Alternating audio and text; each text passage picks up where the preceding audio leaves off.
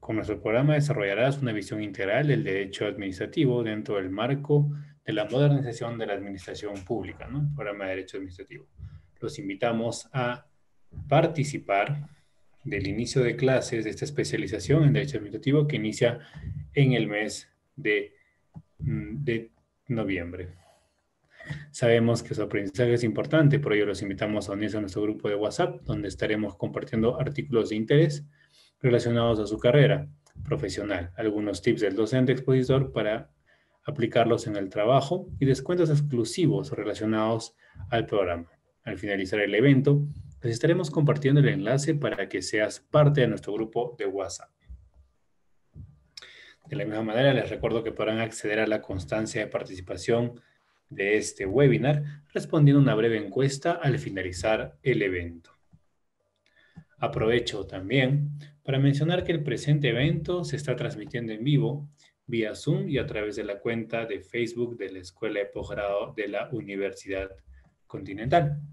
Muy bien, les voy a explicar la dinámica que vamos a seguir en esta tarde. En primer término, tenemos la exposición del doctor Gustavo Adriancén Olaya. Después de esto daremos pase a la ronda de preguntas, las cuales podrán realizar mediante el chat. A continuación daremos inicio a la primera parte de nuestro webinar.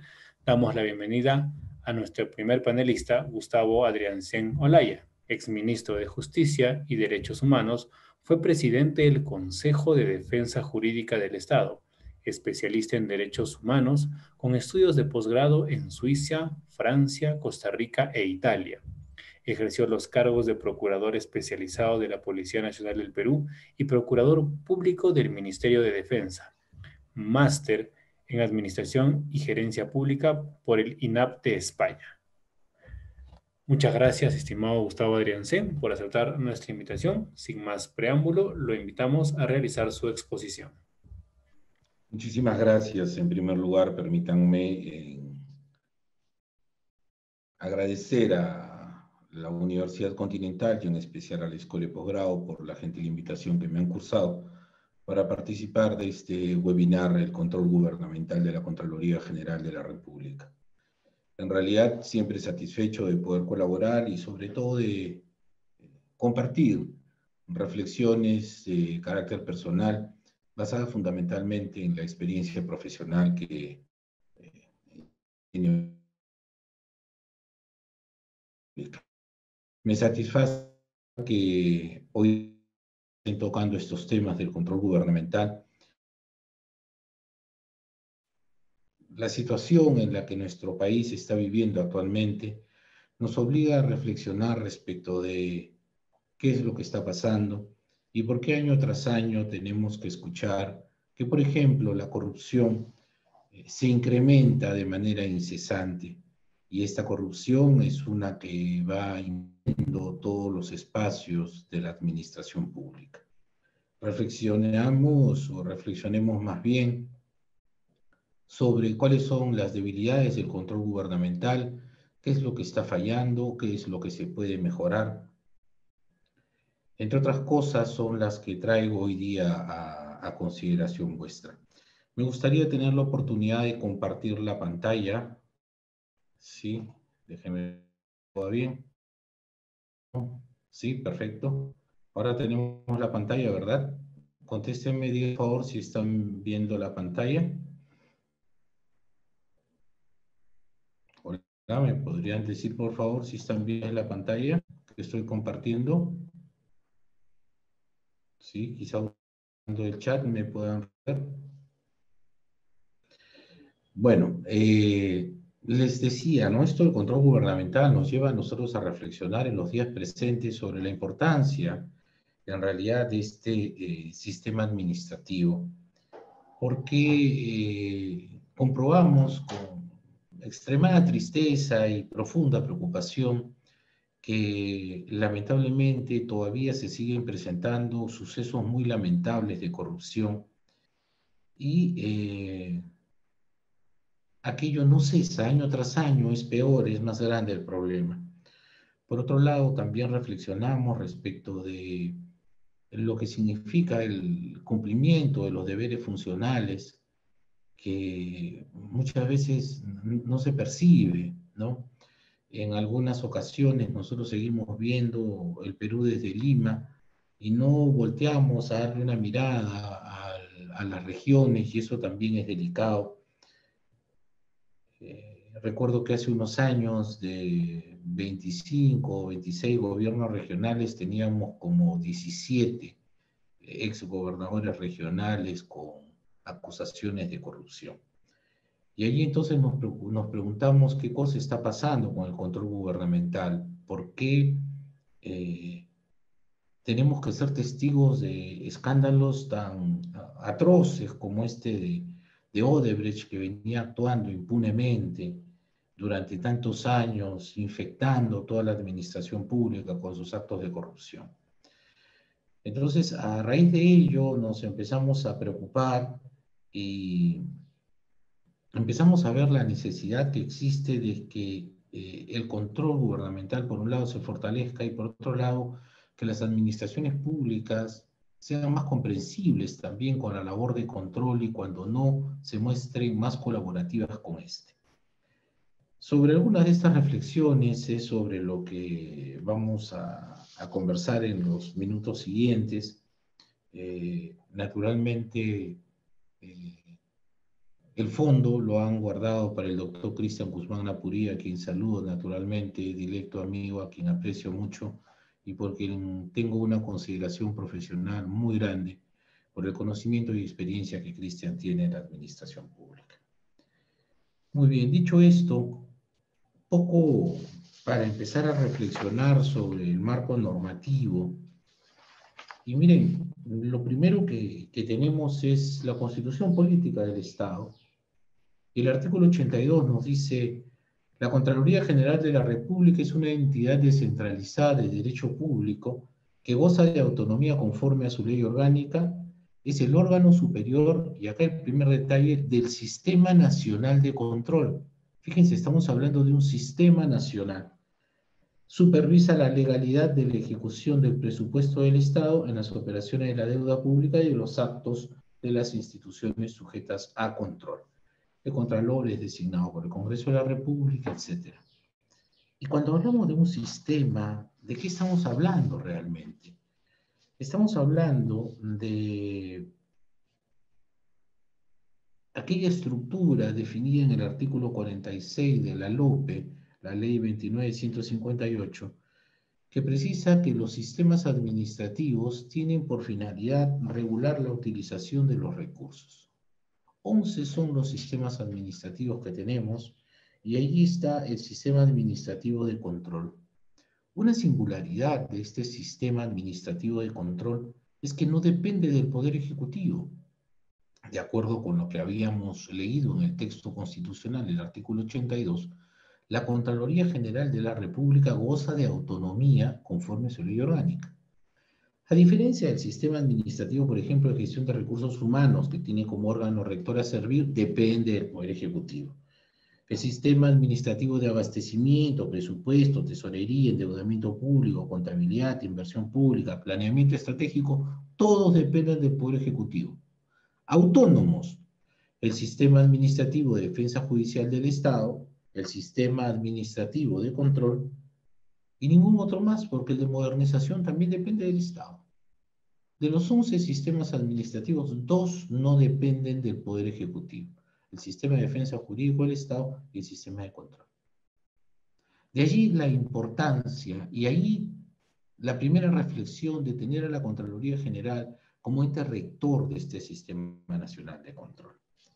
Pero no solamente tenemos la Constitución en su artículo 82, no solamente tenemos esta característica sui generis de ser la Contraloría General de la República órgano rector del Sistema Nacional de Control y del Sistema Nacional de Control como órgano administrativo, de acuerdo con el 46 de la LOPE, sino que además tenemos algo que lo hace bastante más singular: su ley orgánica, la 27.785, y las modificaciones y complementarias que está tenido, la ley 28.716, la ley de control interno de las entidades del Estado, pero además una muy frondosa legislación en materia de normativa general, reglamentos autorizados por la Ley Orgánica del Sistema Nacional de Control, la Ley de Contraloría General de la República sobre el control interno de las entidades públicas.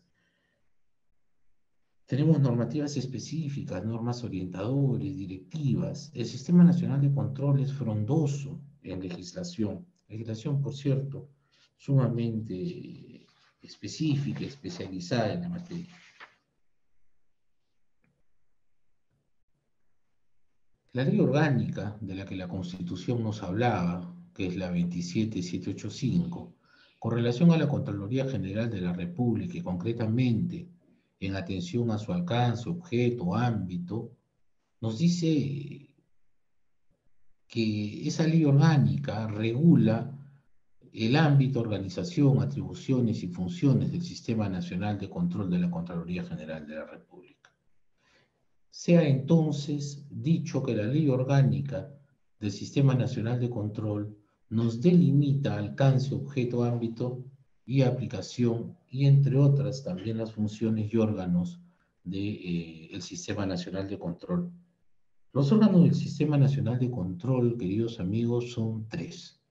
En primer lugar, y a la cabeza de todos estos, la Contraloría General de la República, como órgano rector del Sistema Nacional de Control, algo que ya se dijo. Luego tenemos a los órganos de control institucional, los conocidos como OSI, órgano de control institucional, que están en todas las entidades de la administración pública, en los ministerios y demás. También tenemos los gobiernos regionales, los gobiernos locales, por supuesto, las Fuerzas Armadas y la Policía Nacional del Perú, y también tenemos a las empresas. Pero además de la Contraloría General de la República y de los OSI, tenemos a las sociedades de auditoría, llamadas SOAS, designadas por la Contraloría para efectuar auditorías financieras anuales. Muy bien. Dicho esto, como marco general, como introducción, como marco normativo, quisiera que vayamos entrando un poquitín más a lo que ya va siendo parte del interés de lo que el Sistema Nacional de Control y la Contraloría, y bueno, en términos más generales, el control gubernamental implica. ¿Qué se busca a través del Sistema Nacional de Control? ¿Qué se busca a través del control gubernamental?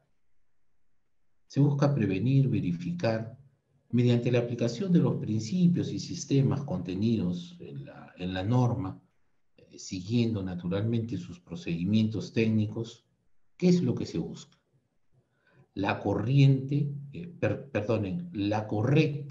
y eficiente, así como transparente utilización de los recursos del Estado. ¿Qué queremos? Queremos que el actuar de los funcionarios y servidores públicos en la ejecución presupuestal se base en la honestidad, en la integridad, en la probidad.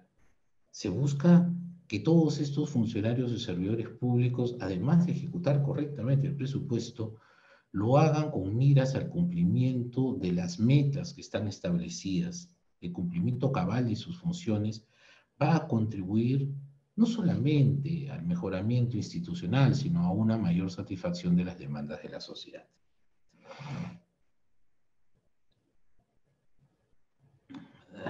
Si tuviésemos que pensar en una definición del control gubernamental, yo realmente recurriría al artículo 6º de la ley. Lleno de adjetivos, es cierto, ¿no? También probablemente hasta muy aspiracional, pero es, si se quiere, también el más completo. El control gubernamental, nos dice la ley, consiste en la supervisión, vigilancia y verificación de los actos y resultados de la gestión pública, en atención al grado de eficiencia y eficacia, transparencia, economía y uso y destino de los recursos y bienes del Estado. Naturalmente implica también el cumplimiento de las normas y lineamientos de las políticas y planes de acción gubernamental. El control gubernamental es interno y externo y su desarrollo constituye un proceso integral y permanente. Quiero dejar ya esta parte normativa, introductoria, para meterme un poquito más de lleno en cuáles son los principios, porque fíjense, yo no dejo de creer que el cumplimiento estricto de las normas, siguiendo el principio de legalidad de la administración pública, es imprescindible. Sin embargo, por más frondosas y por más detalladas y por más minuciosas y por más específicas que resulten muchas de las normas de control, porque así lo son, las directivas de control son gigantescas, en algunas ocasiones, no pocas, estas normas, por específicas que sean, no resultan del todo satisfactorias cuando las contrastamos con la realidad, con los hechos concretos. Y de allí la necesidad de establecer en la propia ley una serie de principios que van a constituirse en los pilares sobre los cuales se sustenta todo el sistema. Ahí tendremos el principio de universalidad, por ejemplo, entendida como la potestad de los órganos de control para efectuar el control sobre todas las actividades de la entidad, así como sobre sus funcionarios y servidores. La universalidad del control gubernamental es aquella que le permite actuar en todos los ámbitos. Actuar dirigiendo la acción hacia funcionarios y servidores. Tenemos el principio de carácter integral. Fíjense, toda la acción de control es un conjunto de acciones y técnicas que pretenden de manera cabal y concreta realizar operaciones y procesos de control con miras a examinar a las entidades en su profundidad, en los aspectos técnicos, presupuestales, administrativos, etc. El principio de autonomía funcional es al mismo tiempo una garantía de la labor absolutamente independiente del Sistema Nacional de Control, libre de cualquier tipo de influencia de carácter político, de carácter económico. Lo que le da autonomía, le da libertad de actuación y esta, por supuesto, objetividad e imparcialidad.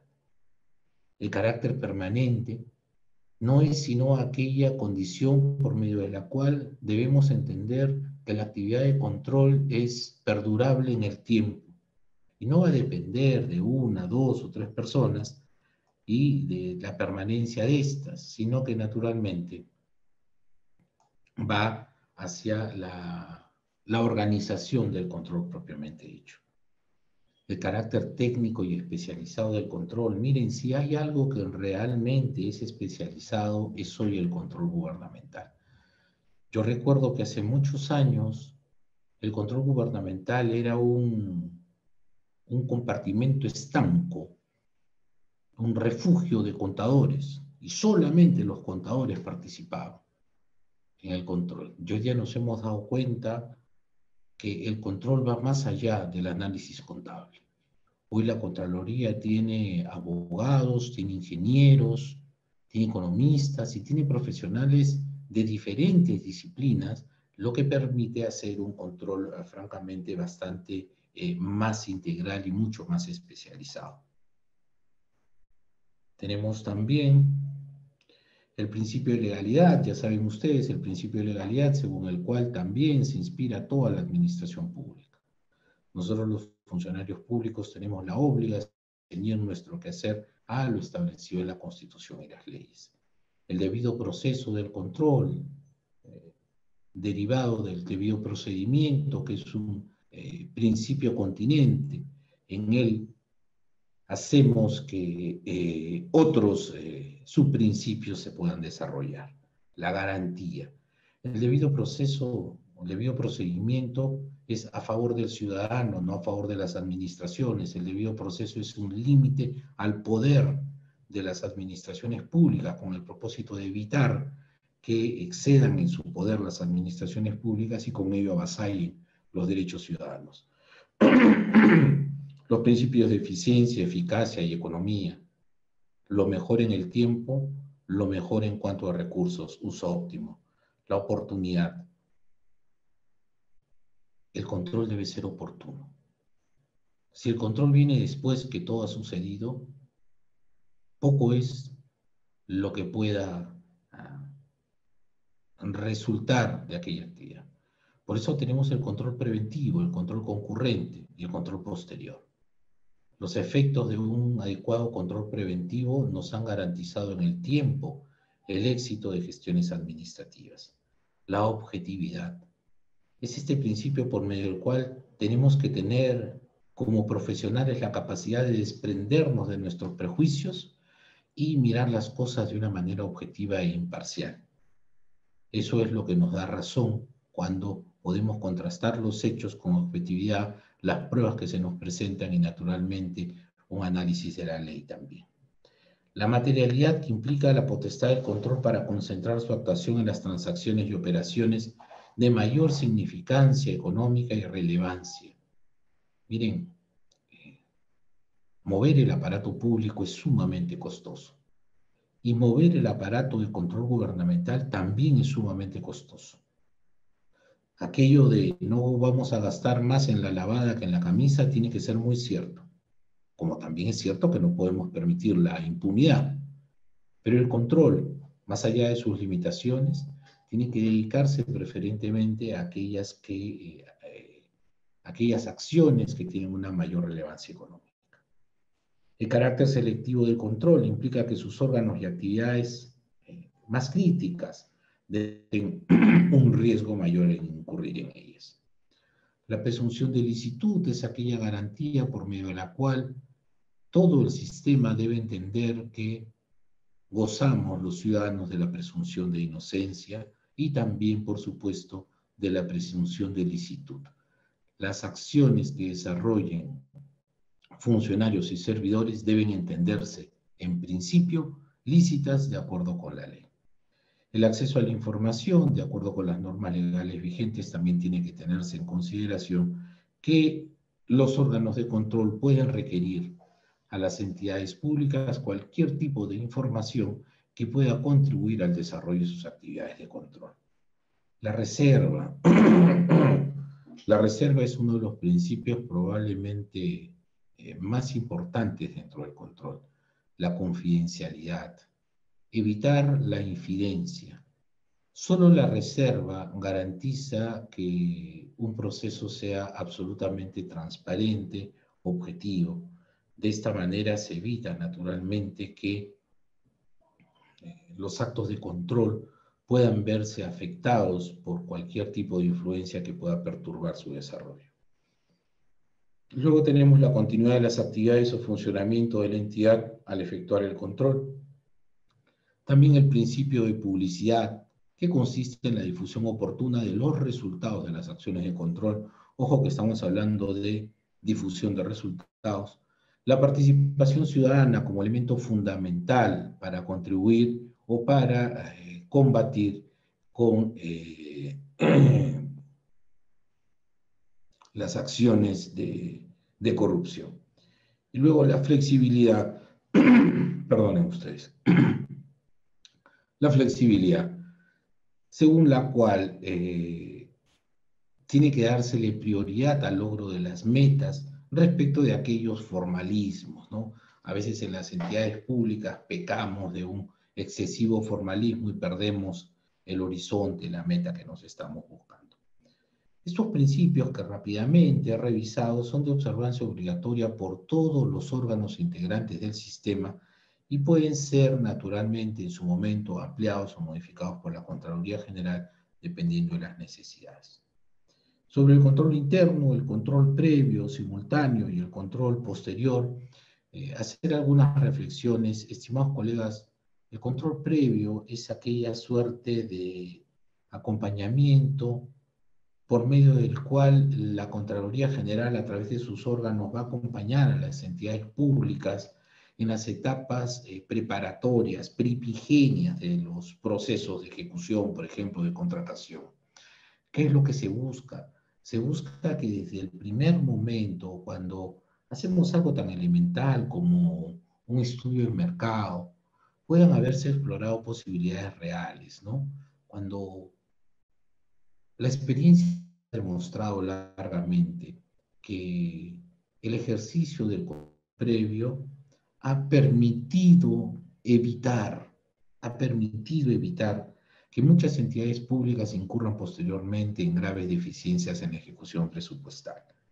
Por otro lado, el control previo tiene además un carácter ilustrativo y pedagógico, porque los funcionarios del sistema de control que participan del control previo no son convidados de piedra, es decir, no son unas estatuas que están allí silentes. No, lo que se pide de ellos es una actitud más proactiva, más participativa, que puedan opinar, no tomar decisiones, es cierto, pero que puedan opinar respecto de procesos que eventualmente puedan constituir riesgos latentes. El simultáneo es más bien aquella actividad por medio de la cual la Contraloría, una vez adoptada la decisión de las administraciones públicas sobre la ejecución de un contrato, por ejemplo, puedan acompañar a la entidad en el proceso de ejecución o de cumplimiento del contrato a efectos de verificar que éste se desarrolle sin ningún problema. Y bueno, el control posterior es ejercido por los responsables superiores del servidor o funcionario ejecutor en función del cumplimiento de las disposiciones establecidas por el órgano de control según los planes y programas anuales. Porque el control, compañeros, amigos, tiene que ver con esta potestad permanente de la Contraloría General que se ejecuta a través del Plan Anual de Control, ¿verdad? Van identificando áreas más delicadas, vulnerables, por ejemplo, a la corrupción o a insuficiencias administrativas, y sobre ellas empiezan a actuar para corregir, eventualmente advertir alguna incidencia. Seguramente ustedes recuerdan el expediente 020-2015 que declaró inconstitucional el artículo 46, pasando a otro tema, quiero decir, sobre la potestad sancionadora de la Contraloría General de la República. En el año 2015, en el expediente 020-2015, proceso de inconstitucionalidad, el Tribunal Constitucional declaró el artículo 46 de la Ley 27785, Ley Orgánica del Sistema Nacional de Control, incorporado por el artículo 1 de la 29622, lo declaró inconstitucional en su totalidad y por conexidad inconstitucional las frases fueron referidas en el artículo 46. ¿Qué digo con todo esto? Digo que, permítanme esta licencia lingüística, a la Contraloría le han quitado los dientes, le han quitado la posibilidad de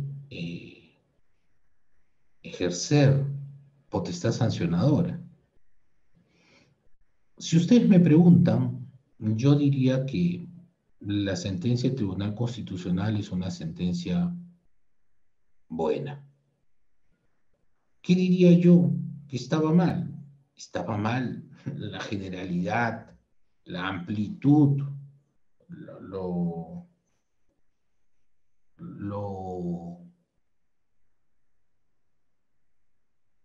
gaseoso, como la Contraloría se había otorgado estas facultades sancionadoras de una manera tan amplia, ¿no?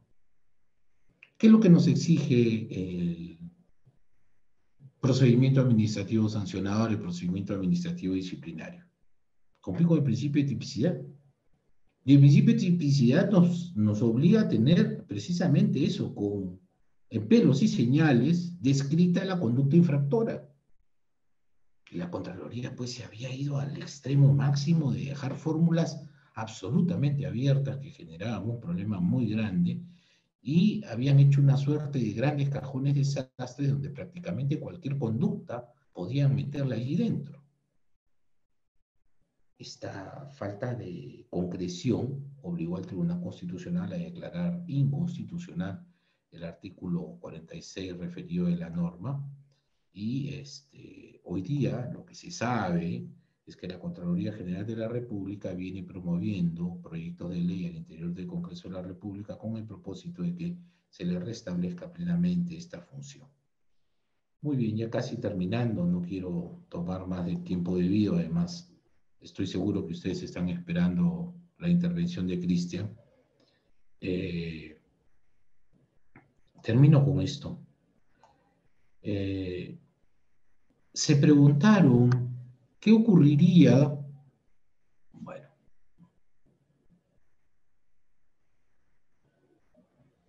¿Qué ocurriría con los actos y resoluciones emitidas por la Contraloría General de la República en el marco de su potestad sancionadora antes de la sentencia emitida? Y se preguntaron también qué ocurriría con los procesos contenciosos administrativos u otros procesos judiciales o en vía constitucional respecto de los actos y resoluciones emitidos en procedimientos administrativos sancionadores tramitados al amparo de la norma declarada inconstitucional. La sentencia del TC no podrá modificar aquello que se hizo. De hecho, no lo ha modificado. Porque esto ya ha adquirido pues la calidad de cosa decidida o cosa juzgada, ya que se debe respetar además la teoría de los hechos cumplidos, bajo la cual se rige nuestro ordenamiento jurídico.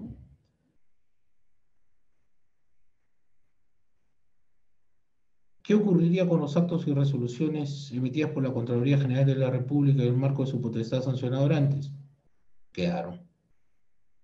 Eran normas vigentes en ese momento, y así como tales, si se sancionó en el marco de ellas, pues aquello ya constituía cosa decidida o cosa juzgada en su momento. ¿Y cuál era el futuro de estos? Bueno, el Tribunal Constitucional instó a las autoridades competentes a considerar dentro de los procesos judiciales en curso la sentencia emitida. Y en efecto había ocurrido. Miren, ya antes de la declaratoria de inconstitucionalidad por parte del Tribunal Constitucional, muchos procesos fueron llevados al amparo. Y en casi todos, la Contraloría General perdió. Ya era muy grande la corriente de opinión que se había formado en contra de esta facultad de la potestad sancionadora en la Contraloría. Termino con esta diapositiva, si me permiten solamente un par de minutos. Retos del control gubernamental. El principal reto del control gubernamental es sin duda la lucha contra la corrupción. En el año 2018 se emitió la Ley de Fortalecimiento de la Contraloría, con el propósito fundamental de establecer normas y disposiciones para el fortalecimiento del sistema y de la Contraloría en particular, para modernizarla, mejorar su actividad y asegurar el ejercicio oportuno y efectivo del control gubernamental. Por otro lado, al ser el control gubernamental un control de legalidad de los actos de gestión pública, con principal incidencia en el gasto de los recursos públicos, lo que se estableció es que el régimen de gestión impuesto por efecto de la pandemia, el COVID-19, determinaría la priorización del control posterior. Son el control previo, las cosas nos han mostrado una que no conocíamos, que era aquella despiadada imagen del criminal que es capaz de en tiempos de pandemia, y para eso es que el sistema de control lo necesitamos fuerte, lo necesitamos activo y lo necesitamos, por supuesto, muy consolidado. Parte de la labor de control no solamente está en manos del Sistema Nacional de Control, de la Contraloría General, de los OSIs y de las sociedades de auditoría. Control debemos entender que también somos nosotros los funcionarios, los servidores e incluso los ciudadanos. Colaborar con el control que hace la Contraloría General de la República es imprescindible para que luego nosotros también podamos unirnos a esta lucha contra la corrupción fundamentalmente. Dicho lo anterior, termino agradeciéndoles por vuestra atención y quedo a su entera disposición para absolver las consultas que tengan a bien formular. Muchas gracias.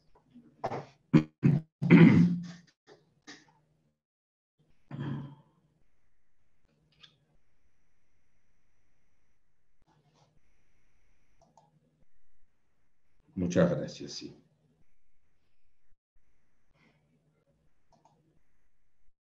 Listo. Cris, ¿vas tú? Buenas tardes, ¿cómo van?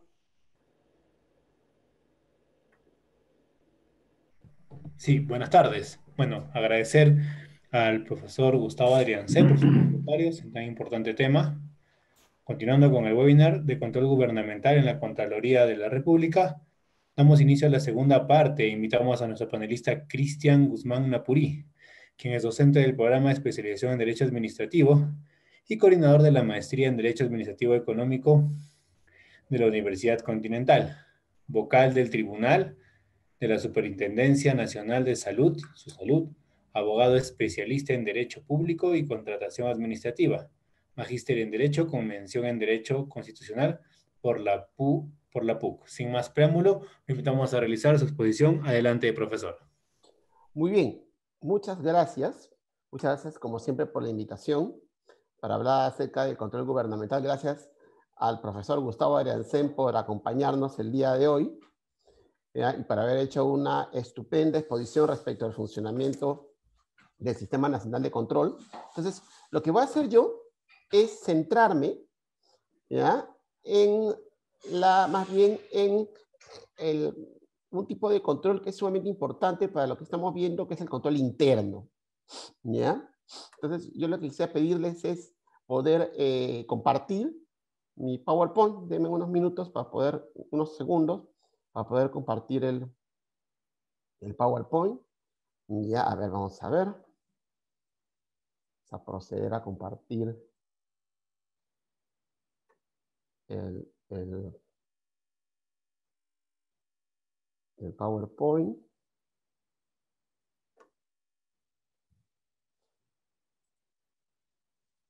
Ahora sí. Sí, todavía por alguna razón no se podía ver en pantalla completa. Bien. Entonces se ve bien, ¿no es cierto? Muy bien. Vamos hacia adelante entonces para conversar de lo que queremos ver, ¿no? Vamos a ver. ¿Qué es el control interno? ¿No? ¿Qué consiste el control interno? ¿No? Y ya habían adelantado con el doctor Adriancén que hay diversas manifestaciones del control gubernamental.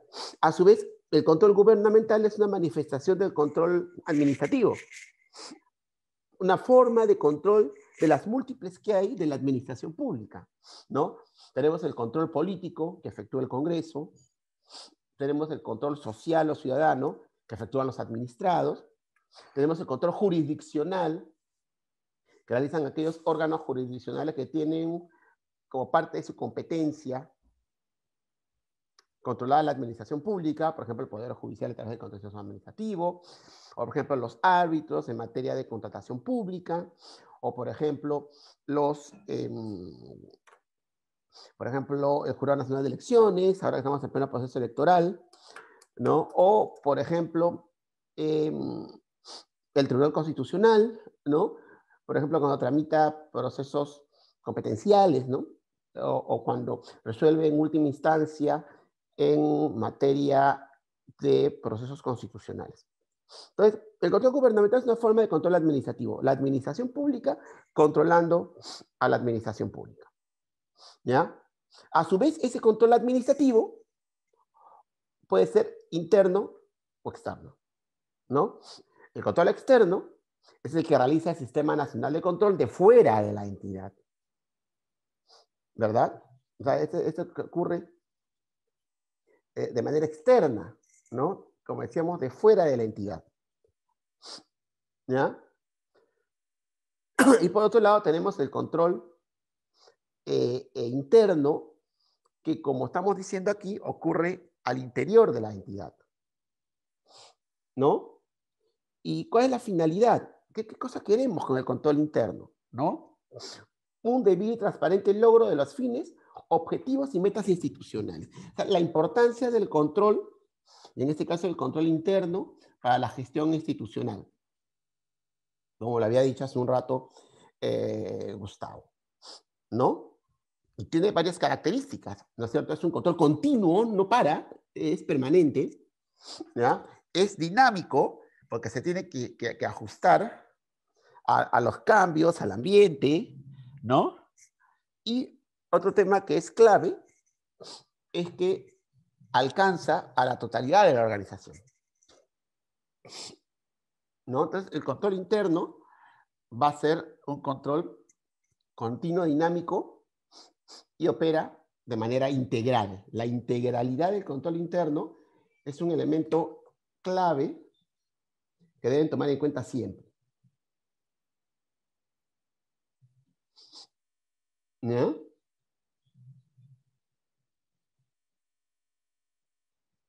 Esto es sumamente importante. ¿Ya? Entonces, en este orden de ideas, el control interno va a implicar un conjunto de ventajas. Una primera clave, ¿no es cierto?, me parece bien obvia, es la cercanía a los diversos órganos de la entidad. ¿No? Parece verdad de perogrullo, ¿no? Pero es clave esta concepción, ¿no? ¿No? De que digamos que estamos frente a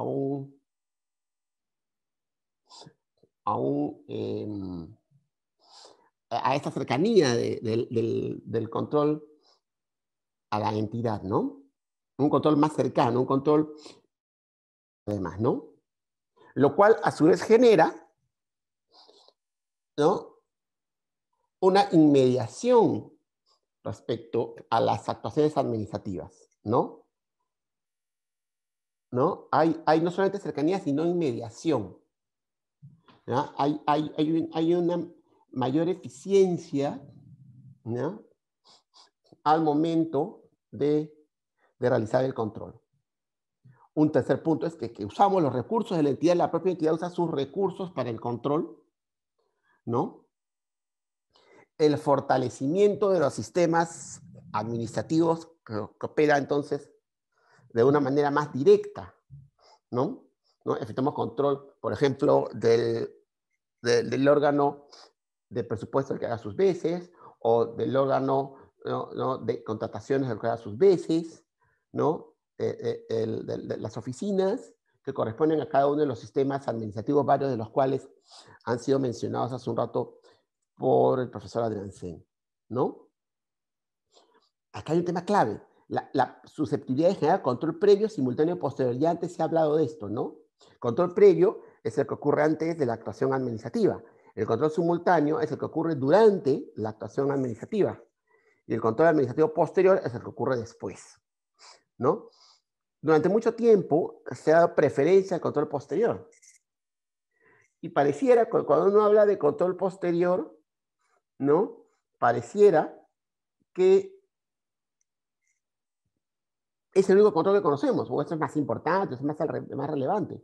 Y no es así, ¿verdad? También el control previo y el control simultáneo son relevantes y tienen que utilizarse de manera prolija, pero también de manera inteligente, ¿no? Porque recuerden ustedes que el control gubernamental no implica gestión, no deben inmiscuirse en la gestión, como muchas veces pasa. Acá en ese punto, yo digo siempre de que hay que ser muy cuidadoso, ¿no?, en la manera como se ejercen las labores de control, ¿no? Y además es un control permanente, ¿no? ¿No? Que está presente siempre, no se detiene el control interno, ¿ya? Y yo siempre digo que es 24/7, ¿no? ¿No? ¿No? Que incluyen días, sábados, domingos, feriados y fiestas de guardar, porque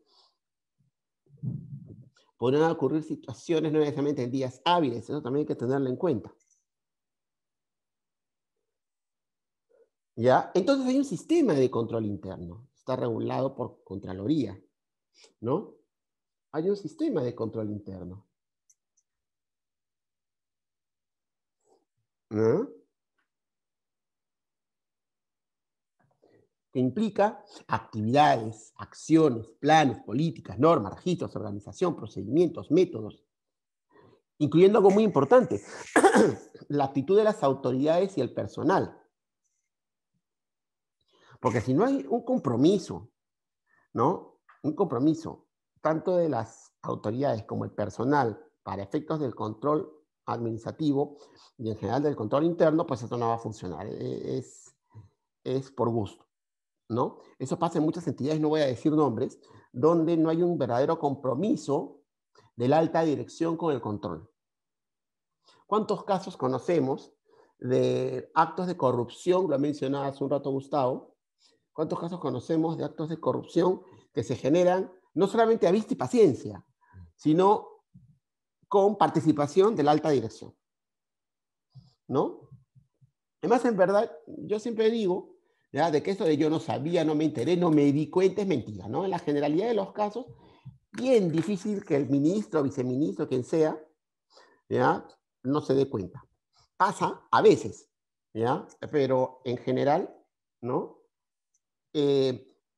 Estando atentos, podría yo detectar que algo malo está pasando en tal o cual oficina, en tal o cual dirección. ¿Ya? ¿Y todo esto con qué finalidad? Obtener los objetivos del control interno, ¿no? ¿Cuáles son los componentes de este sistema que acabamos de ver?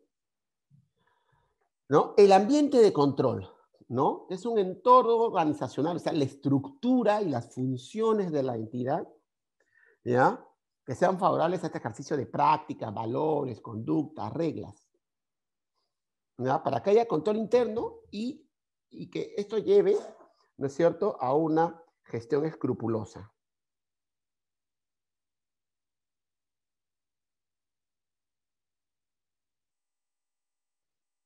¿Ya? Entonces esto nos lleva pues a una gestión en la cual se cumpla con los objetivos, se llega a los objetivos y metas desde el punto de vista de una eficiente administración, de los bienes y recursos. ¿Ya?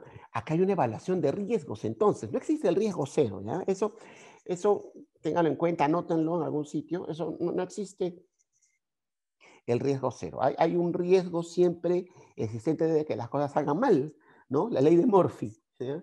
Entonces, el control debe enfocarse en esta evaluación de los riesgos. ¿Ya? Entonces, ahí hay que hacerlo, tener mucho cuidado. ¿Ya? Y con lo cual, o por lo cual, se debe realizar un análisis FODA de la entidad. Todos sabemos lo que es el análisis FODA, ¿no? Análisis de situaciones favorables y desfavorables, internas y externas. Acuérdense siempre. Favorable, desfavorable, interno, externo. ¿No? FODA, ¿qué es? Fortalezas, oportunidades, debilidades, amenazas. ¿No? Entonces, esto va a formar parte claramente del control gubernamental y en este caso del control interno. ¿No? Entonces, acá esto genera actividades de control gerencial. Miren qué importante es el concepto de gerencia pública. ¿Ya? Nosotros acá en la Universidad Continental tenemos una maestría de gerencia pública. ¿Ya? Entonces, es súper importante, ¿no?, tener esto en cuenta, cómo funciona la gerencia pública, ¿no? Políticas, procedimientos de control, ¿no?, que parten los diversos niveles ejecutivos para controlar las funciones del personal. Acá viene otra vez el concepto de gestión por procesos, ¿ya?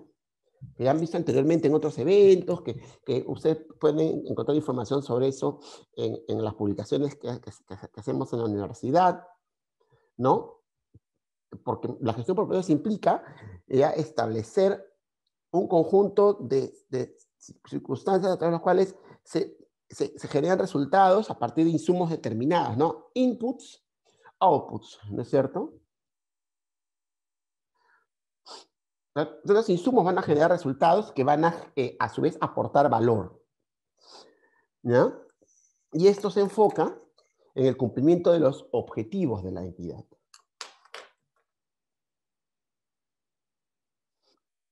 ¿No?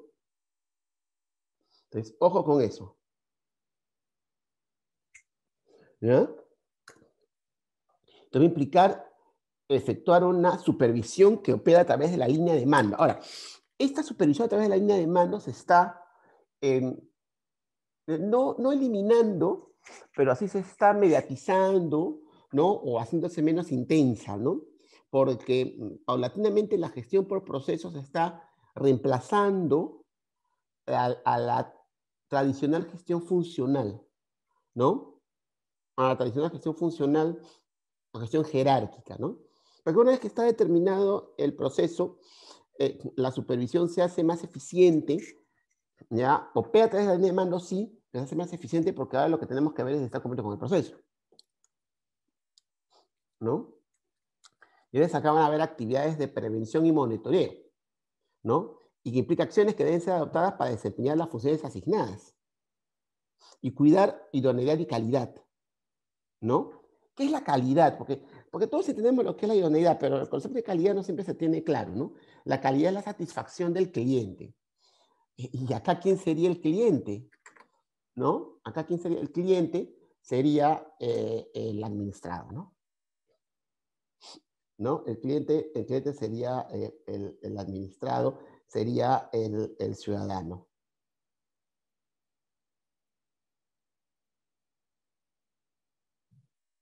¿No? Muy bien. Entonces tienen que haber, además, adecuadamente implementados los sistemas de información y comunicación. ¿Ya? Y ahora esto es sumamente importante hoy en día porque la pandemia nos ha obligado a informatizarnos, nos ha obligado a automatizarnos mucho más, ¿no? Ahora la idea es que todos los procedimientos sean electrónicos.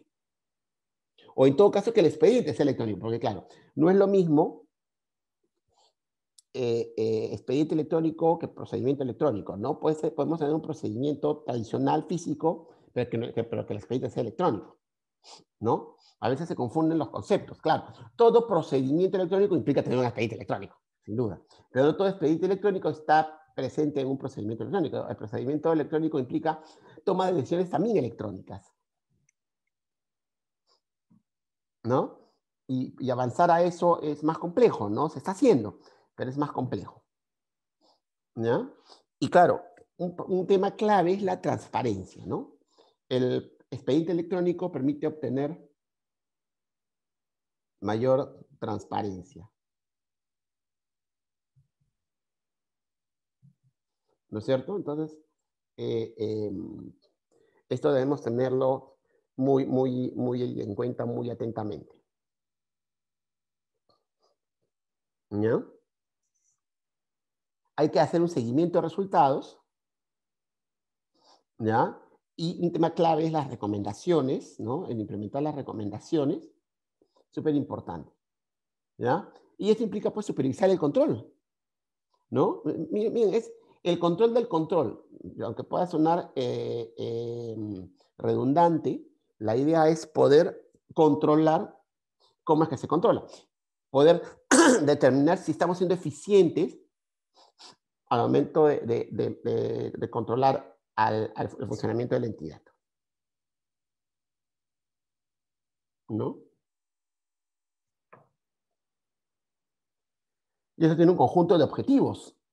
Promover y optimizar la eficiencia, eficacia, transparencia y economía en las operaciones de la entidad, así como la calidad de los servicios públicos que se prestan. Ya hemos hablado de la calidad de los servicios públicos. Es clave en la nueva gestión pública, New Public Management, ¿ya?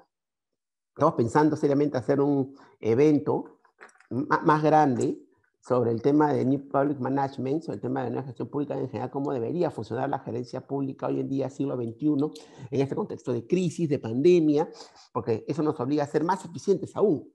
O sea, estamos obligados a ser eficientes, pero en este contexto tenemos que ser más eficientes que antes, ¿no?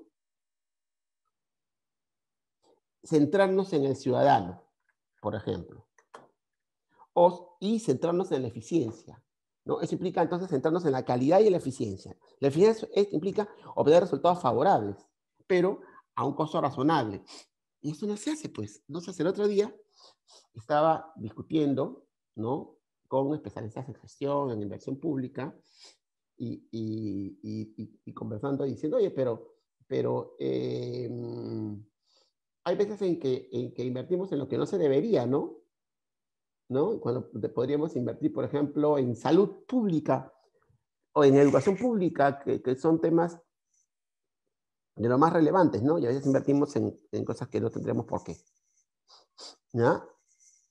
Entonces, además, objetivo importante es cuidar y resguardar recursos y bienes del Estado, ¿no? Uso indebido y sobre todo actos ilegales, ¿ya? Se busca además cumplir la normatividad aplicable a la entidad, ¿no? Ya habíamos hablado de la importancia de la información, ¿no?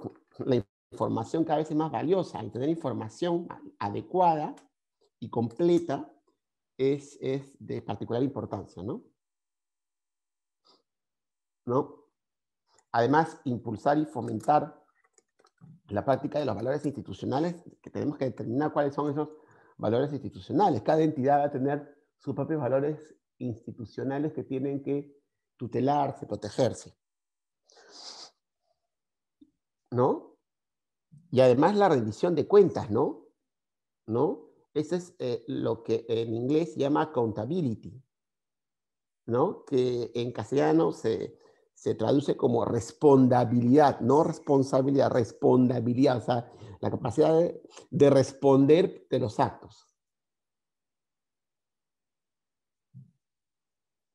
¿Ya? Pero responder, dar cuenta, ¿no? Hay dos tipos de accountability. La accountability financiera, que implica efectivamente el manejo de bienes y recursos públicos, y la accountability gerencial, que es cómo es que estoy gestionando y si estoy obteniendo efectivamente las metas perseguidas, ¿no? Acá vamos a tener un conjunto de obligaciones de los funcionarios.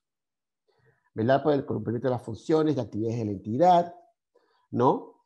Lo cual es, más bien nos lleva a la necesidad de implementar un conjunto de mecanismos, ¿no? Que van más allá de la supervisión, ¿ya? Debemos organizar, mantener y perfeccionar el sistema, ¿ya? Enfocándonos, como siempre, en los objetivos. Y evaluar, siempre evaluar. La evaluación es permanente, ¿ya? Los funcionarios deben ser probos, éticos. Yo sé que está de más decir eso porque eso ya lo sabemos. Pero no se hace, pues no se hace, pues lamentablemente no ocurre así. Lamentablemente, el que menos, ¿no? Termina siendo denunciado por una acción indebida, ¿no? Por un acto de corrupción,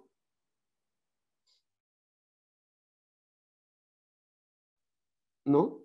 Por en general desviación de poder. Entonces, es un tema complejo que todavía no tenemos cómo resolver, ¿no? El otro día estaba conversando con mis alumnos aquí en la universidad y les mostraba índices, diversos índices, por ejemplo, en materia de integridad, ¿no?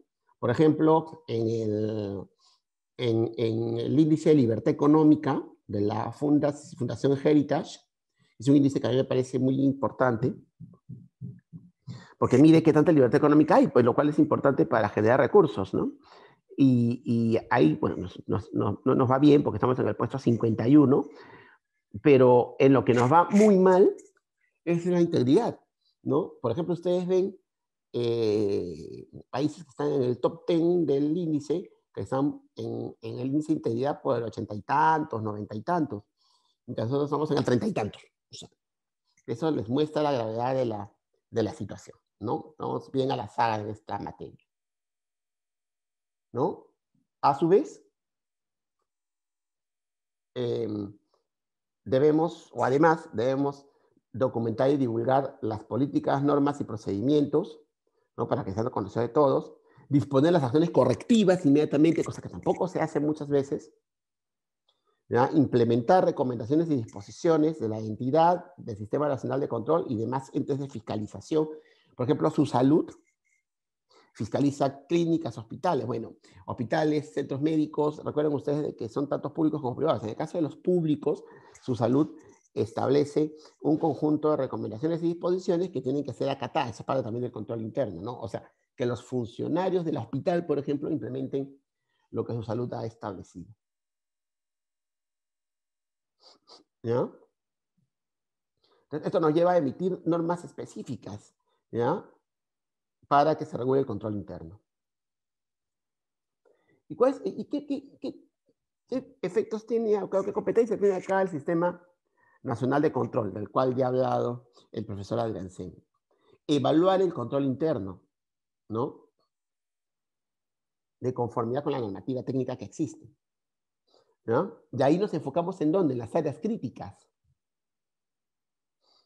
¿ya? Porque el control interno, bien ejecutado, me va a llevar a determinar, ok, acá tenemos problemas en logística, ¿no? Claro, logística es un área crítica, siempre. Siempre en logística se generan problemas, ¿ya? Ajá, entonces logística tiene problemas. Entonces ahí hay que tomar medidas correctivas, ¿no? ¿No? Separar funcionarios, por ejemplo, separar servidores. O modificar la estructura.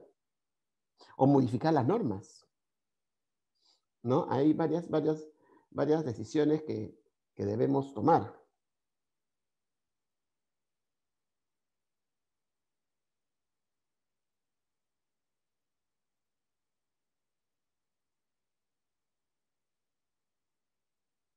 ¿Verdad?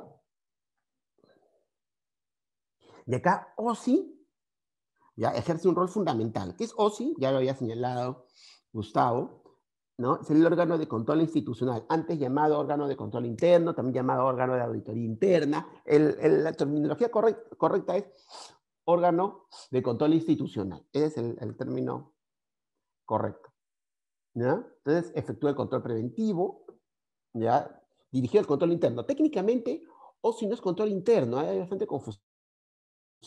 Ya, hasta el propio sistema nacional de control se confunde, porque OSI en realidad lo que hace es control externo, porque pertenece al sistema. El control interno ocurre al interior de la entidad, pero OSI participa del control interno porque se encarga de estar presente en ese control interno, ¿no? Entonces, va a actuar de oficio en situaciones de ilegalidad, omisión e incumplimiento. Bueno, lo que a veces no ocurre, yo soy bien crítico con varias OSI, ¿no? Entonces es muy importante esto, ¿ya? Y verifica el cumplimiento de disposiciones legales y normativas internas aplicables a la entidad. ¿Qué hace Contraloría? Ya hemos visto que es el ente rector. Dicta la normativa técnica y establece las políticas aplicables. ¿Ya? ¿Por qué? Porque es el ente rector de un sistema. Y lo interesante, como señaló hace un rato Gustavo, es que es el único ente rector de un sistema administrativo que está fuera del Poder Ejecutivo. Todos los demás entes rectores están dentro del Poder Ejecutivo. Interesante, ¿no? Entonces, ¿qué se entiende por ambiente de control? ¿No? ¿Qué es el ambiente de control? ¿No? Implica una filosofía de la dirección, ¿no? ¿Qué pensamos? ¿Qué es lo que nosotros entendemos por dirección? ¿Ya? ¿Cómo es que entendemos dirigir? Acuérdense que en la gestión administrativa hay 4 actividades básicas: planificar, organizar, dirigir, controlar. Tiene que haber una actitud favorable al control interno, ya hemos dicho eso antes. Las entidades no lo hacen. Es más, hay unas entidades que no han cumplido dentro del plazo con implementar el control interno. Había un plazo que Contraloría había establecido. Y ese plazo en muchos casos no se ha cumplido. ¿Ya? Entonces hay una necesidad de transparencia, ¿no? Y la importancia de la transparencia que está relacionada también con los valores éticos, ¿no? La transparencia para saber qué es lo que está haciendo la administración, para que justamente esta actúe, ¿no? De manera proba, de manera íntegra, ¿ya? Integridad que cada vez es más difícil de encontrar, ¿no? Es una situación preocupante, ¿no? Y finalmente un tema que se ha hecho cada vez más importante, interesante, a partir de la pandemia, que algo que hemos descuidado nosotros, es el aprendizaje organizacional, o simplemente aprendizaje, del cual se habla hace muchos años en la gestión, pero que recién ha adquirido importancia en nuestra administración pública. El aprendizaje institucional o aprendizaje organizacional, o simplemente aprendizaje en la administración pública, ¿no? Y la innovación. Vamos yendo hacia adelante. El problema es que a la gente no le gusta innovar, ¿se han dado cuenta? No encontramos innovación, ¿no? A mí me ha pasado, ¿verdad? Que yo, oye, hagamos esto, que me miran, no, eso no se puede, no, eso se puede, no, ¿sabes qué? Estás proponiendo algo demasiado disruptivo, ¿no? En la administración pública es bueno, deberíamos todos ser disruptivos, ¿no? Todo esto está en el ámbito de una administración estratégica, ¿ya? Que implica planificar con componentes de visión, misión, metas y objetivos estratégicos. Eso es, ¿no? Ahora, ¿qué cosas son los objetivos estratégicos? Enfocarlos en el resultado. Ustedes miran, oye, pero eso parece bien fácil, eso es bien obvio. Pero entonces, si es tan obvio, ¿por qué no se hace bien? ¿No? Entonces, uno es ver los resultados alcanzados, ¿no? Dos, ¿por qué no obtuve los resultados alcanzados? O sea, ¿por qué hice mal? Porque algo tengo que haber hecho mal, ¿no? O por ejemplo, en el manejo de la pandemia. Somos uno de los países más afectados por la pandemia, no solamente desde el punto de vista sanitario, sino también desde el punto de vista económico. ¿Ya? Claro, el gobierno anterior va a decir de que lo estaba haciendo bien, ¿ya? Pero es evidente que lo estaba haciendo mal. O sea si algo sale mal, pues tiene que haber alguna razón por la que sale mal. No sale mal simplemente porque sí, ¿no? Y eso implica, entonces, identificar las demandas actuales y futuras de ¿quién? De la ciudadanía. Va de nuevo, la nueva gestión pública y no public management tiene que enfocarse, ¿ya?, en las demandas de los ciudadanos. ¿Ya? Entonces, ¿qué queremos para esto? Una estructura eficiente. ¿Qué buscamos? Una estructura eficiente. La eficacia de los procesos operativos, otra vez gestión por procesos. Cómo es que la entidad resuelve frente a los cambios, o sea, frente a la variación del ambiente, la naturaleza y la calidad de los productos o servicios, porque recuerden ustedes que cada entidad va a tener sus stakeholders, ¿no? Es bien importante determinar quiénes son los stakeholders. A veces no es tan sencillo. Claro, ustedes me dirán, a ver, en el caso de la OMPI, es fácil, ¿no? Porque el stakeholder es el votante. Y ya, ok, ahí parece sencillo. En el caso de SUNAT, sí, pues, el stakeholder, el cliente, es el contribuyente. Ah, sí, pues no. ¿No? En el caso, ¿ya?, de registros públicos, el cliente es el administrado que pretende obtener la inscripción del acto que quiere inscribir, el título que quiere inscribir, o obtener la información pública que requiere. Ah, ok, está fácil. Pero, por ejemplo, compliquémonos la vida. ¿Quién es el stakeholder del INPE? El Instituto Nacional Penitenciario. No es el preso, ¿verdad? ¿No? No es el precio. Entonces ahí hay un tema que pueden ir pensando, meditando, ¿no? Ahí tenemos la identificación de las necesidades, ¿no?, que requerimos, los recursos, ¿ya? Tengo que prever los recursos, ¿no? ¿Qué estructura tengo? Unidades orgánicas o áreas existentes que puedo modificar, ¿no? ¿Y cuáles son los canales de comunicación y coordinación? Y acá es donde viene algo que a veces se descuida, que es los recursos humanos, ¿no? La calidad de los recursos humanos.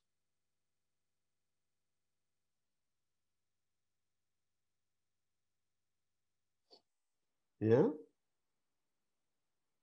¿Cómo es que se obtiene, que se obtiene esa calidad de los recursos humanos? ¿No? Tiene que haber una adecuada selección, una adecuada inducción y un desarrollo del personal con condiciones laborales adecuadas. Una buena remuneración, una buena capacitación, ¿no? La selección es clave, cosa que muchas veces no se está haciendo bien. Hay personas que están en un cargo público porque sí, no lo entienden. Oye, ¿qué hace esta persona aquí, no? Ha pasado hasta con ministros, ¿no? Y ministras, que no está ahí la persona más idónea, ¿no?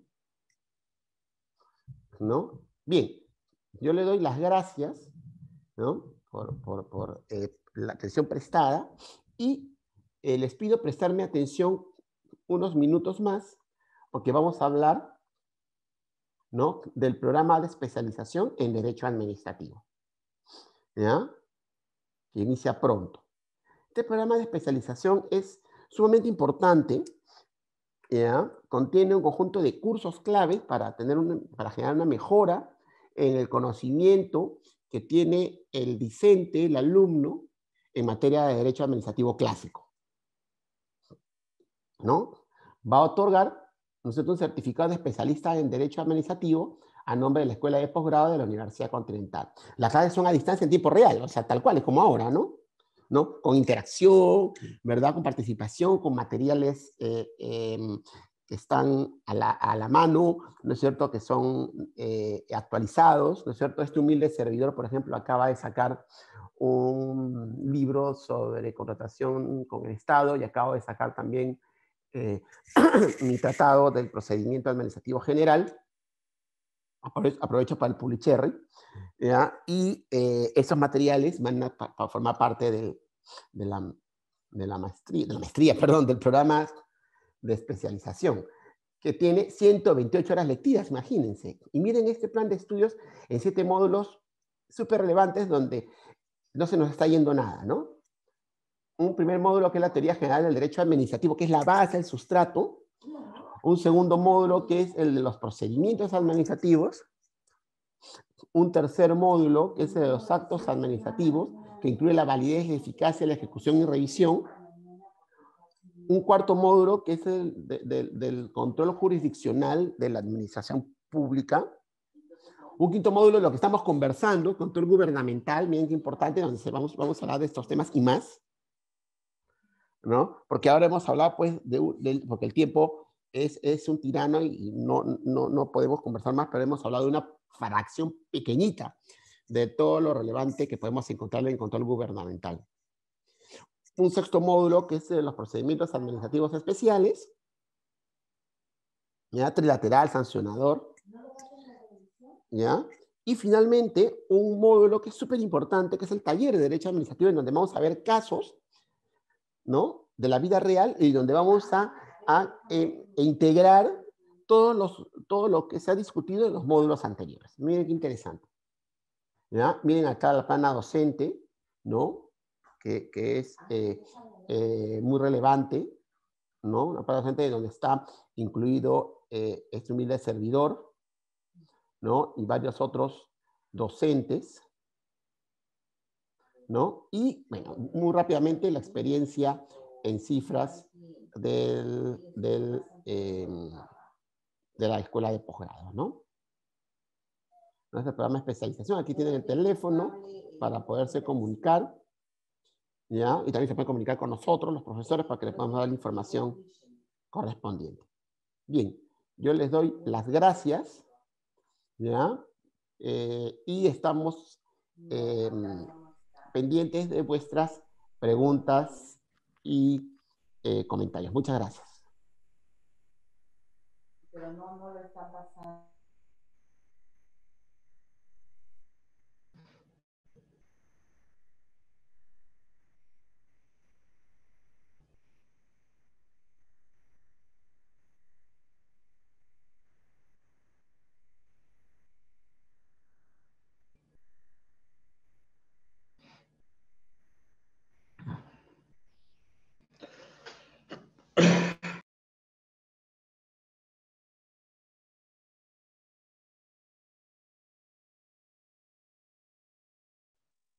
Bien, estamos a la espera de las preguntas.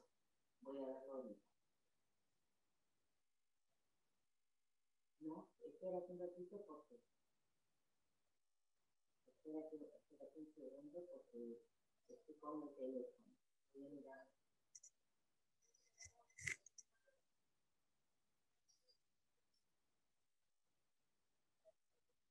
Acá está, Fox Only Blessing, pero el que tengo que es el de marzo 26, no de hoy. November.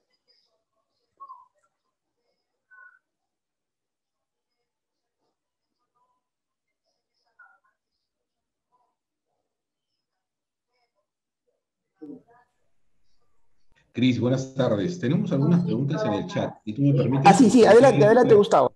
Yo podría irlas leyendo. ¿Ya? A ver, vamos a ver, están por aquí. Permíteme un instante. Ahora mismo las tengo. A ver, aquí hay una. Preguntan, ¿cuál es el mayor obstáculo de los órganos de control? Porque se evidencian muchos actos de corrupción en todos los niveles del aparato público. Ya. A ver, ¿quieres contestarla tú? ¿La contesto yo? ¿La contestamos los dos? Bueno, en realidad yo creo que uno de los principales obstáculos de los órganos de control ahora mismo para combatir la corrupción es que no estábamos preparados institucionalmente para enfrentar a estas organizaciones criminales, ¿no? Se ha desarrollado mucho más rápido el crimen organizado que el aparato público para enfrentarlo. Y por otro lado, creo yo que tenemos una gran debilidad institucional en términos del paradigma de probidad e integridad. Creo que todavía tenemos deficiencias muy grandes institucionalmente allí y ya el mapa de la corrupción nos ha arrojado puntos débiles que no nos hemos preocupado por reservar. Para nadie es ajeno que dentro de las organizaciones públicas las áreas de administración, de abastecimientos, contrataciones son las más vulnerables a este tipo de actos de corrupción, ¿no? Y ahí es donde tenemos que incidir en el fortalecimiento institucional y me parece que no lo hemos hecho hasta el momento. No sé si tú tienes algo más, Cris.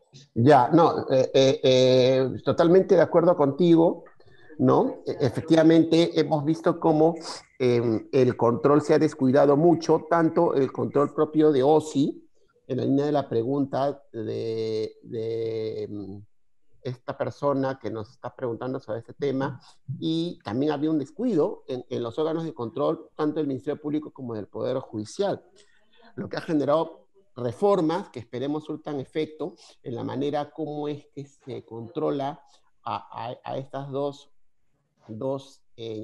importantes entidades, ¿no? Entonces, el problema acá es buscar cómo es que se debe generar un mejor resultado, ¿no? Porque, por ejemplo, acá Amalia Ángeles nos dice que la realidad nos muestra que los OSI con su control simultáneo no son oportunos ni objetivos. Muchas veces pasa eso, ¿verdad? Sí, sí, es verdad. Sí, sin duda. Sí, y acá hay otra pregunta, ahora que ya pude abrir el chat, ¿no? Sobre la sentencia del Tribunal Constitucional que reconoce, que no obstante reconoce la potestad sancionadora, pero declara inconstitucionales sus conductas infractoras, lo cual en la práctica, como tú bien dijiste hace unos instantes, generó más bien cercenar la facultad sancionadora de la Contraloría, ¿no? Y la pregunta acá, ¿por qué la demora en emitirse la nueva ley que tipifique las conductas infractoras de la Contraloría? Esa es una muy buena pregunta. En realidad el Congreso está ocupado en otras cosas, como bien sabemos, para poder aprobar esto. Y en verdad, el otorgar la Contraloría potestad sancionadora es un tema que eh, sigue siendo controvertido. Como tú bien señalaste, Contraloría ha manejado muy mal su potestad sancionadora y ha generado todos los problemas que ya conocemos. No sé si sobre este punto tú quieres agregar algo más. No, en realidad no. Más bien informar que la pregunta fue planteada a José Luis Núñez. Y ahora, si me permites, preguntan cuándo las OSI pasarán definitivamente a formar parte de la Contraloría General de la República. Y además, si se espera que con la ley de fortalecimiento la Contraloría se fortalezca solo con personal interno de la Contraloría General.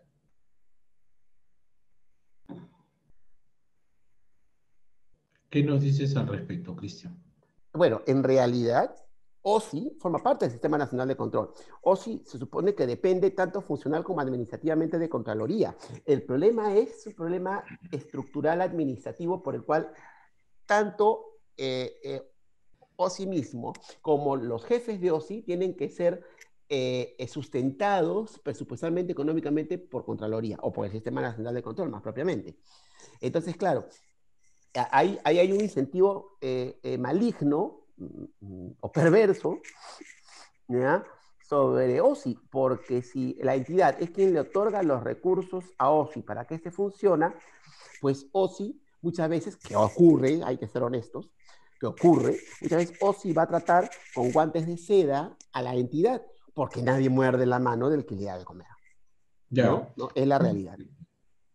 Eso es cierto y es un lamentable problema, ¿no?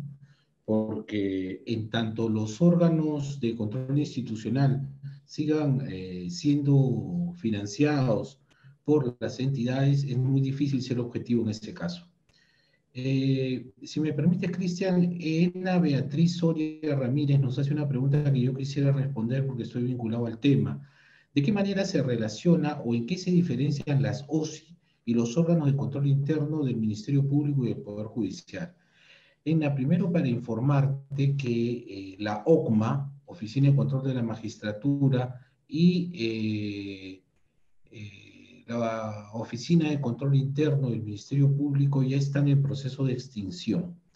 Se están terminando de constituir las autoridades nacionales autónomas de control del Poder Judicial y la Autoridad Nacional Autónoma de Control del Ministerio Público. De hecho, la Junta Nacional de Justicia se encuentra ya en proceso de selección para determinar quiénes serán sus titulares y a partir de ahí estos órganos se harán cargo. Ya no van a haber órganos que se encarguen paralelamente del control. Me explico. En adelante, no es que los OSI del Ministerio Público y el OSI del Poder Judicial desaparezcan. No, eso no ocurre.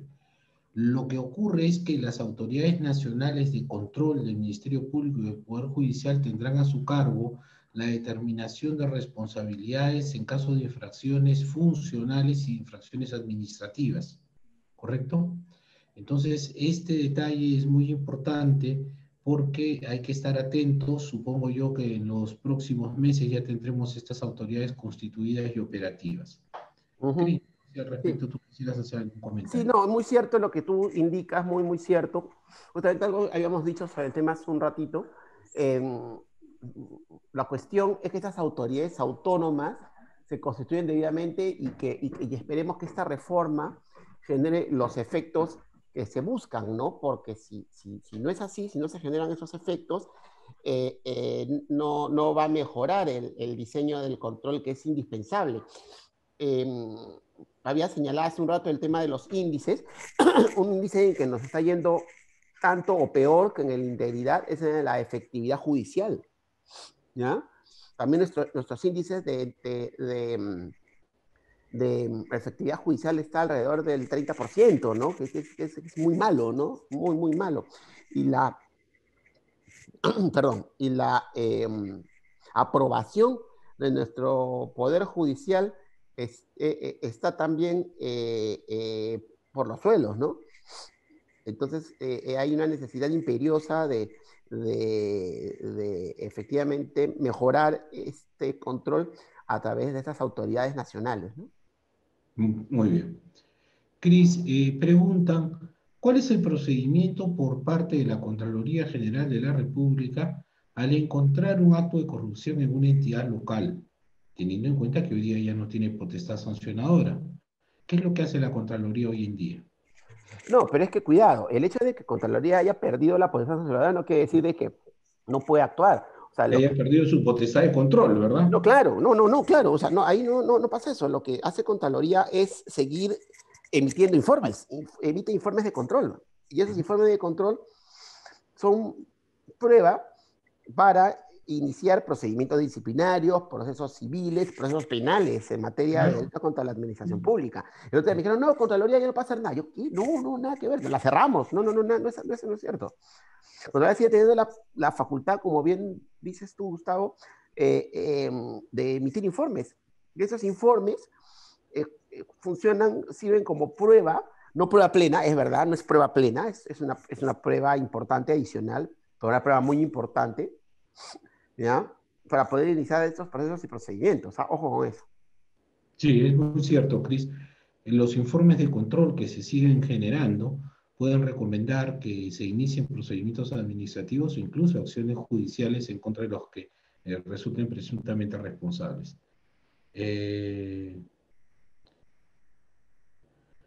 ¿Puede el titular de una entidad ejecutora actuar como jefe de OSI, dependiendo como equipo de trabajo personal contratado por ocasión de servicio toda vez que la Contraloría le dio potestad para designar jefe de OSI? ¿Puede el titular de una entidad ejecutora actuar como jefe de OSI? No, eso no es posible. Julia Peralta nos pregunta, ¿puede el titular de una entidad ejecutora actuar como jefe de OSI? No, eso no es posible, por supuesto. No, no es posible, claro que no. Pensé, no es una locura. No, imagínate, lo convierto en juez y parte. Sí, claro, imposible. No, eso no es posible. Cris, yo creo que hemos respondido a la mayor cantidad de preguntas, en algunos casos son muy similares. Sí, sí, y además el tiempo nos está ganando, ya Sí, pues, desafortunadamente. yo en realidad, Cris, nada, solamente para agradecerte como siempre la ilustrativa compañía tan enriquecedora como siempre y agradecer a la Escuela de Posgrado y a la Universidad Continental por haberme permitido compartir con ustedes estos momentos con nuestros queridos amigos. No, no, Sin más, las gracias a ti, Gustavo, gracias. primero por haber aceptado la invitación, segundo por también tan grata compañía discutiendo de estos temas, conversando con los participantes y será hasta otra nueva oportunidad. Sí, por Sí, supuesto, Cris. muchas gracias a nuestros ponentes por habernos ilustrado el día de hoy en este tema tan importante.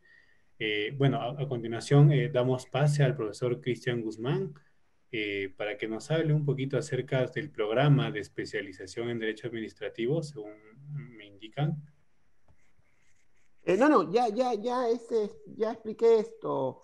Oh, Ya no sé, ya hice la la explicación presentación. de... Sí, sí, sí, eso fue Genial. antes de la ronda de preguntas. Ok, entonces, para recordarles a nuestros invitados que estamos compartiendo por el chat el enlace de la encuesta, la cual estará disponible solo el día de hoy. Recordarles que la constancia saldrá con los nombres y apellidos ingresados en la encuesta y serán remitidos a sus correos en el plazo de 30 días posterior al evento. Asimismo, los invitamos a ser parte de nuestro grupo de WhatsApp, donde podrán acceder a artículos, tips del docente y descuentos exclusivos. Estamos compartiendo el enlace en el chat. Para mayor información del programa de especialización en Derecho Administrativo, ingresen al enlace que estamos compartiendo en el chat y comuníquense con los asesores de capacitación, en este caso el señor Aldo Marte. Estimados profesores, los invito a dar sus palabras para el cierre final de este evento. Nada, Bien, una vez más, si me permiten reiterar mi agradecimiento y la confianza de la Escuela de la Universidad Continental y por supuesto de mi colega y amigo Cristian. Bueno, espero que todos se sigan cuidando y nos vemos en el diplomado. Muchas gracias. sí, muy Permiso. bien, cuídense todos y nos vemos prontamente en este importante programa que estamos siempre promoviendo en la universidad. Muchas gracias. Muy bien. Para también recordarles que muy pronto se realizará un masterclass. Estén pendientes a sus correos para recibir la información. De esta manera damos por concluido nuestro webinar, El control gubernamental de la Contraloría de la República.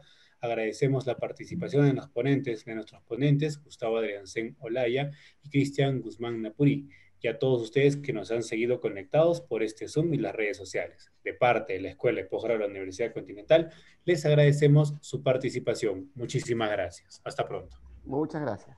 Gracias, hasta luego. Hasta luego.